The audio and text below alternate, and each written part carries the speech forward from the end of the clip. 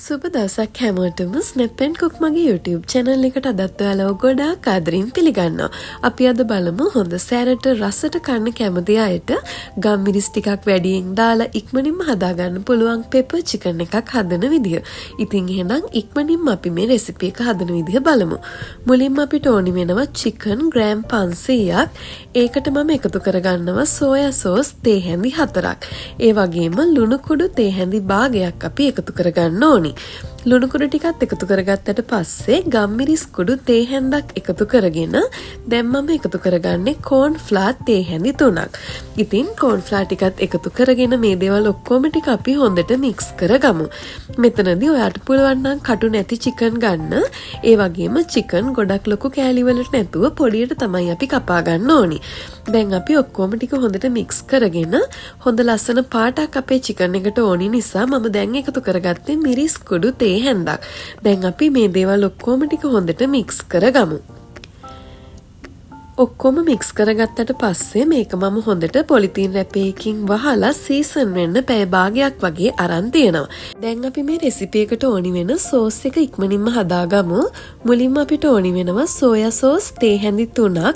ඒකටම තක්කාලි සෝස් තේ හැඳි 2ක් සහ සීනි තේ හැඳි භාගයක් එකතු කරගෙන වතුර කෝප්ප කාලක් එකතු කරගන්න ඕනි. දැන් අපි මේ දේවල් ඔක්කොම ටික හොඳට mix කරගමු. වෙනදා වගේම මේ රෙසිපි එකට අපි පාවිච්චි කරන අමුද්‍රව්‍ය ඔක්කොම ටික description box එකේ හරිම පැහැදිලිව දාලා තියෙනවා. ඉතින් ඔයාලට එතනින් හරියටම රෙසිපි එක බලා ගන්න පුළුවන්.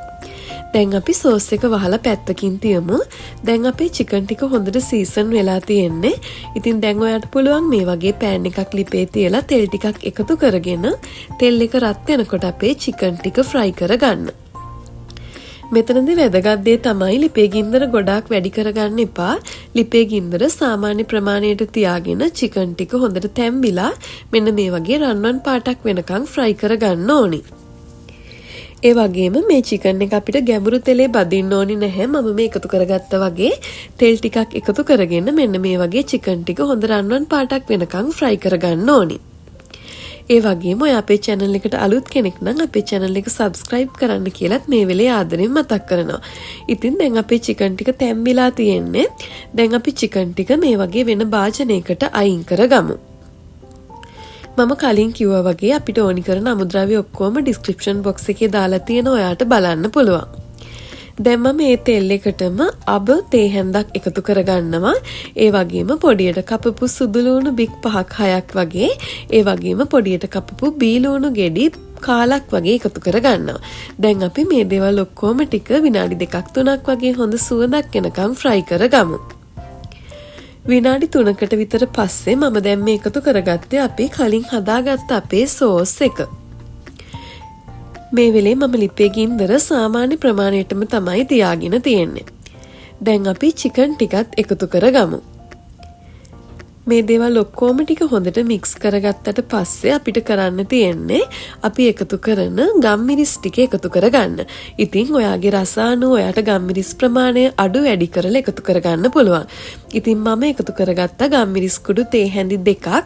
ඉතින් මේ ගම්මිරිස් එක ගොඩක් සැරයි. ඒකයි මම තේ හැඳි 2ක් එකතු කරගත්තේ. ඉතින් ඔයාට ඔයාගේ රස අනුව ගම්මිරිස් කුඩු තේ හැඳි 2ක් 3ක් එහෙමත් නැත්නම් ඊට වැඩියෙන් උනත් එකතු කරගන්න පුළුවන්. ඒ වගේම මම මේ වෙලේ බෙල් පෙපේ එකතු කරගන්නවා. ඉතින් ඔයාට මේ වෙනුවට මාළු මිරිස්, අමු මිරිස්, ඒ වගේම ඔයාට තියෙනවා නම් නයි මිරිස් වගේ දෙයක් උනත් එකතු කරගන්න පුළුවන්. දැන් අපි මේ දේවල් ඔක්කොම ටික හොඳට mix කරගමු. දැන් මම එකතු කරගන්නේ ලුණු කොළ ටිකක්. ඉතින් ඔයාට තියෙනවා නම් ලුණු කොළ ටිකක් එකතු කරගන්න. එතකොට මේ රෙසිපි එක ගොඩාක් රසවත්. ඒ වගේම තමයි ඔයාට මේ වෙනුවට කරපිංචා උනත් මේ වෙලේ එකතු කරගන්න පුළුවන්. අන්තිමට මම එකතු කරගන්නේ තල ඇට ටිකක්. ඉතින් මේ තල තියෙනවා නම් ඔයා අනිවාර්යෙන්ම එකතු කරගන්න. මේක ගොඩාක් රසයි. ඉතින් ඔයා අනිවාර්යෙන්ම මේ රෙසිපි එක try කරලා බලන්න. වීඩියෝ එකට කැමති නම් like කරන්න, comment කරන්න. මේ වගේ වීඩියෝස් දිගටම බලන්න. අපේ channel එක subscribe කරලා අපිත් එක්ක එකතු වෙලා ඉන්න කියලා ආදරෙන් ඉල්ලනවා. ඉතින් එහෙනම් තවත් රසවත් වීඩියෝ එකකින් ඉක්මනින්ම හම්බෙමු.